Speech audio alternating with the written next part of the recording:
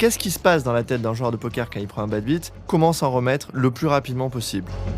Dans cet épisode, on voit Daniel Riolo qui met tout son argent à la turn, Tapis. avec plus de 95% de chances de gagner, et qui perd quand même le coup. On s'est tous retrouvés dans les chaussures de Daniel Riolo. Qu'est-ce que c'est dur le poker? Quand on prend un bad beat, c'est un petit peu comme quand on perd quelque chose ou quelqu'un. On va passer par toutes les étapes du processus du deuil.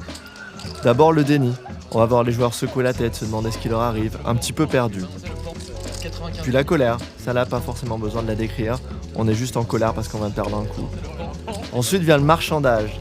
C'est souvent l'étape la plus difficile à passer. On se dit des choses comme « Pourquoi c'est tout le temps à moi que ça arrive ? Pourquoi les autres gagnent et jamais moi ? Pourquoi je prends toujours un bad beat à la fin d'un tournoi ?»